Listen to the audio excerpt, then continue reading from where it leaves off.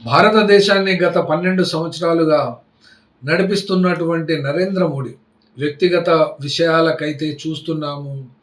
ఆహ్, అనుభవిస్తున్నాము కూడా. భారతదేశం ప్రజలతో పాటు మేము కూడా ప్రతి అంశంలోనూ, ప్రతి విషయంలోనూ ఈ నరేంద్ర మోడీ ప్రభుత్వము తీసుకునేటువంటి చర్యల్లోనూ, విదేశాలతో, దేశీయంగాను, విదేశీ సంస్థలతో సంబంధాలు మరి ప్రతి రంగంలోనూ, ప్రతి వర్గానికి, ప్రతి కులానికి, ప్రతి మతానికి తమ యొక్క శైలిని, తమ యొక్క దర్పాన్ని, తమ యొక్క విధానాలను క్షణక్షణం చూపెడుతున్నటువంటి నరేంద్ర మోడీ ప్రభుత్వము వ్యక్తిగతంగా ఏ రకంగా అర్థం చేసుకున్నప్పటికీ కూడా, అసలు ఈయనకు రాజకీయ సలహాదారులు ఎవరుంటారు అని సరదాగా, క్యాజువల్‌గా ఆర్టిఫిషియల్ ఇంటెలిజెన్స్‌లో ట్రై చేస్తే, వచ్చినటువంటి ఈయన వెనక గల శక్తులు, ఈయన వెనుకకు గల అనగా ఈయన తీసుకోబోయేటువంటి నిర్ణయాలను ఎవరు ప్రభావితము చేయగలరు? ఆ నిర్ణయాలను అత్యంత శక్తివంతమైనటువంటి మనుషులెవరు? నరేంద్ర మోడీ వ్యక్తిగతంగా అతను తీసుకునే నిర్ణయాలకు ఎవరు కారణమైతారు అంటే, పొలిటికల్ వింగ్ తరఫున గనుక చూసుకున్నట్లయితే అమిత్ షా ఫస్ట్ పేరొస్తుంది. తర్వాత రాజ్‌నాథ్ సింగ్, తర్వాత జయశంకర్, నిర్మలా సీతారామన్. ఈ లెక్కలో చూసుకుంటే అమిత్ షా దేశాన్ని చూడడానికి హోమ్ మినిస్ట్రీ ఉంది. రాజ్‌నాథ్ సింగ్ డిఫెన్స్, రక్షణ శాఖకైతే డిఫెన్స్ ఉంది. జయశంకర్ విదేశీ విదేశీ ఫారిన్ సంబంధించినటువంటి దౌత్య సంబంధాలు, అన్ని పంచాయతీలే, అందరితోటి వైరమే, అదొకటుంది.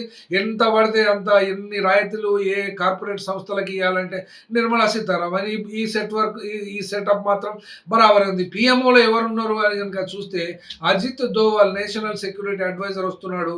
తర్వాత పీకే మిశ్రా వస్తున్నాడు. తర్వాత తరుణ్ కపూర్. ఈ ముగ్గురు ముఖ్యమైనటువంటి సంస్థాగతంగా గనక చూసినట్లయితే నీతి ఆయోగ్ వస్తుంది. తర్వాత ఆర్ఎస్ఎస్ మోహన్ భాగవత్ వస్తున్నాడు.